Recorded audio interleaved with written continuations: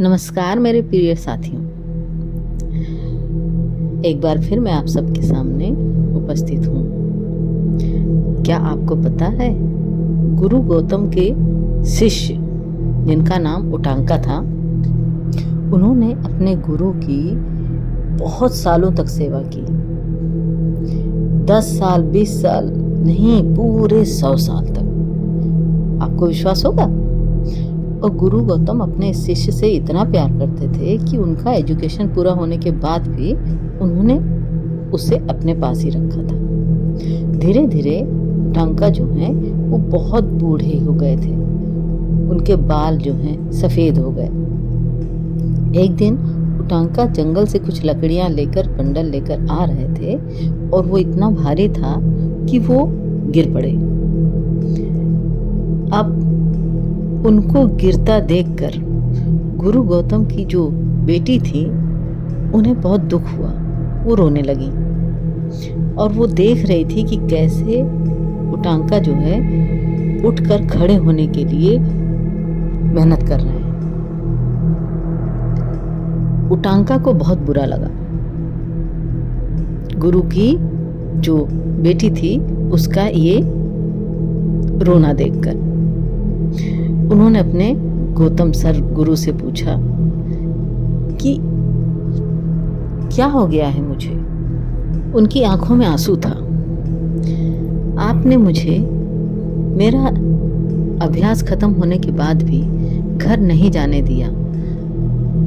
यहाँ हजारों अभ्यासी आए, अभ्यास किया और वापस घर चले गए और मैं 100 साल से यहीं पड़ा हूँ। जब उनके गुरु ने ये सुना तो अपनी तप से उटांका को उसकी जवानी अपनी स्पिरिचुअल पावर से वापस दे दी और अपनी बेटी का विवाह उटांका से कर दिया। और उसके बाद उससे कहा कि अब तुम घर जा सकते हो और अपनी खूब सुंदर जिंदगी जी सकते हो मेरी बेटी के साथ। अब उटांका ने पूछा, तो आप अपनी गुरु दक्षिणा बताइए। भाई, जब भी यहाँ से स्टूडेंट जाते हैं तो आपको गुरु दक्षिणा देकर जाते हैं। बिना गुरु दक्षिणा के कोई गुरुकुल नहीं छोड़ता। तो गुरु ने कहा कि मुझे तो कोई गुरु दक्षिणा नहीं चाहिए। मैं तुम्हारे हर काम से बहुत खुश हूं। मैं जैसा चाहता था तुमने सब वैसा ही किया, तो यही मेरी गुरु दक्षिणा है। लेकिन उटांका नहीं माने। उन्होंने गौतम ऋषि से कहा कि कुछ तो गुरु दक्षिणा आपको लेनी ही होगी। तब गुरु गौतम ने कहा कि ऐसा है, तुम जाकर अपने गुरु माता से पूछो, अगर उन्हें कुछ चाहिए होगा तो। इतना सुनने के बाद उटांका गुरु माँ के पास गए। गुरु माँ से रिक्वेस्ट की कि माँ, आप मुझे बताएं कि आपको क्या चाहिए। गुरु माँ ने उनसे कहा कि मुझे वो डिवाइन कान की बालियां चाहिए जो मदयंती के कानों में है। मदयंती कौन है? ये मित्राशा सुदास की, जो कि राजा हैं, उनकी रानी है। अब बात ये थी कि जो मित्राशा थे, मित्राशा उटांका को मार के खा जाना चाहते थे। लेकिन उटांका ने कहा कि मैं ज़रूर जाऊंगा, मैं अपनी ड्यूटी बजाऊंगा।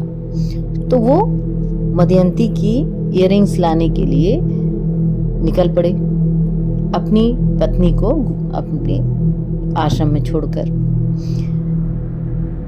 जब मैं लाकर आपको वो इयररिंग्स दे दूंगा, तभी अब मैं अपनी पत्नी के साथ घर बसाने जाऊंगा। मित्राशा सुदास जो थे, उनके पास जब उटांका पहुंचे तो उसने कहा कि मैं तो तुमको तभी ये दे सकता हूं जब मैं तुमको मार दूं। उन्होंने कहा ठीक है, मुझे मदयंती का पता बताइए, मैं उनसे वो डिवाइन बालियों को लेकर अपनी गुरु माँ के पास पहुंचा दूं, फिर मैं आपके पास लौट आऊंगा। ये तो आपको सैक्रिफाइस करना पड़ेगा। राजा मान गया, कहा ठीक है, जल्दी जाओ, मदयंती की बालियों को लो, वो जो है तुमको पैलेस में मिल जाएंगी। अब की बार उटांका ने फिर से राजा से पूछा, बड़े प्यार से, बड़े दोस्ती के उसमें, कि आपने मेरी बात मान ली तो अब हम क्या एक अच्छे मित्र बन सकते हैं, एक अच्छे और सच्चे मित्र? राजा ने कुछ देर सोचा और फिर उसकी बात मान ली। तब उटांका ने उनसे सवाल पूछा। उटांका ने पूछा कि आप अगर मेरी जगह होते तो क्या आप वापस आते मरने के लिए, कि आप अपनी लाइफ बचाते? अब किंग अपने ही बातों में फंस गए, क्योंकि उन्होंने प्रॉमिस किया था सच बोलेंगे। उसने उटांका को जाने दिया।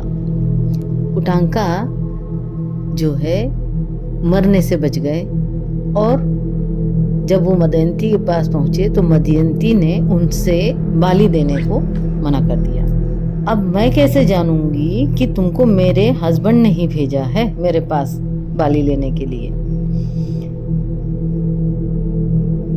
तो कहे कि अब मैं आपको कैसे यकीन दिलाऊं? तो कहे आपको फिर से जाना होगा और कोई टोकन लाना होगा ताकि मैं समझूं कि आपको राजा ने ही भेजा है। उटांका फिर से वापस गए और अब की बार राजा की दी हुई अंगूठी लेकर लौटे। इस बार रानी ने उस अंगूठी को लिया और बदले में बालियों को उनके हाथ में दिया, लेकिन कहा सावधान, ये जो बालियां हैं इसके ऊपर नागलोक का जो देवता है नागास, उसकी भी नजर है, वो भी इसको लेना चाहता है। इस बाली को जमीन से बिल्कुल न छूने देना, अगर ये धरती से छू गई तो ये फिर तुम्हें नहीं मिलेगी। उन बालियों को कस के एक पत्ते में लपेटकर अपने कमर के चारों तरफ पाउच सा बना के उसको टाइट बांध लिया अपने कपड़ों में और आगे चल निकले आश्रम की तरफ। रास्ते में उन्हें भूख लगी तो उन्होंने क्या किया कि वो जो अपना कपड़ा था जिसमें उन्होंने बांधा था उसको उठा के उन्होंने पेड़ में टांग दिया। लेकिन जब वो पेड़ में कपड़ा टांग रहे थे तो वो पाउच उसमें से निकलकर जमीन पे गिर पड़ा, जिसमें से बालियां घूम के बाहर जमीन पे आ गई। नागों के जो नागलोक के लोग थे उनको हमेशा वो बालियों पे ही नजर रखनी थी। वो जैसे ही जमीन पे गिरी तुरंत ही दौड़कर उस बाली को लेके वो नागलोक ले चले अपने राजा के पास। ये चीज उटांका ने देख ली। उन्होंने तुरंत नाग की वो जो बिल था उसको खोदना शुरू कर दिया। खोदते खोदते खोदते खोदते 35 दिन तक लगातार वो खोदते चले गए उसको एकदम। ये बात इंद्रलोक से इंद्र देवता देख रहे थे। तो उन्होंने देखा कि उटांका लगातार खूब गहरी खुदाई करते चले जा रहे हैं। तो उन्होंने क्या किया, अपना एक वेपन, एक शस्त्र उनको दिया जिससे वज्र, जिससे वो जल्दी जल्दी उसको खोद सके। उटांका ने पूरा नागलोक जो है वो खोद कर रख दिया। नागलोक में पहुंचकर वहां पर उटांका ने देखा एक ऐसा घोड़ा जो काला था लेकिन उसकी पूंछ जो है वो सफेद थी। कि जो थूथन थे वो तांबई कलर के थे। उसकी जो आंखें थी वो स्प्लेंडर्स थी एकदम से ना। और वो घोड़ा कोई और नहीं था, वो अग्नि का देवता था। वही अग्नि जिसकी पूजा उटांका किया करते थे अपने आश्रम में, जो उनकी मदद करने आया था। उस घोड़े ने उटांका से कहा मेरे ऊपर से हवा चलाओ ताकि ये पूरा नागलोक जो है उसमें आग लग जाए। उटांका ने उनकी बात मानी और इमीडिएटली पूरी जगह खूब गर्मी हो गई। उस गर्मी और धुएं से पूरा नागलोक भर गया। उस आग और धुएं की वजह से जो नाग थे उनकी सांसें बंद होने लगी। तब वासुकी जो किंग था नागलोक का, वो अपने खोह से बाहर आया और प्रार्थना करने लगा, माफी मांगने लगा उटांका से, और उनकी जो वो बालियां थी उसने उसको उटांका को वापस किया। उटांका खुशी खुशी उसको माफ कर दिए और जल्दी से उन बालियों को लेके अपने गुरु के घर वापस आए और उन्होंने गुरु माँ को वो बालियां गुरु दक्षिणा के रूप में भेंट की। उटांका बहुत खुश थे कि वो अपने गुरु की विश को पूरा कर पाए। उटांका आश्रम में रहते हुए बहुत ही मग्नता से और बहुत ही तत्परता से अपने ऊपर काम करते जा रहे थे और आप इसका परिणाम देख रहे हैं। उनको लगातार हर जगह से मदद मिलती चली गई क्योंकि उनका कार्य बहुत ही वॉलंटरी वर्क की तरह था। वो काम न होकर एक आनंदमय काम बन गया था। दाजी कहते हैं कि कभी कभी इन कहानियों से हमें ये सीख ज़रूर मिलती है कि हंसते खेलते किए गए काम, प्यार से किए गए काम जब बर्डनलेस होते हैं तो हमारी ज़िंदगी बहुत हल्की और आनंददायक हो जाती है। सब रहना चाहते हैं। ये कहानी the tales from the Vedas and Upanishad इस किताब के पन्ने पर आपको मिलेगी। इसे ज़रूर पढ़िए और इस कहानी को खूब लाइक, शेयर और कमेंट कर दीजिए अगर अच्छी लगी है तो। आपके प्यार के लिए बहुत बहुत धन्यवाद। मैं अंजलि हार्डी मन से आप सबके लिए एक बार फिर उपस्थित होंगी। नमस्कार।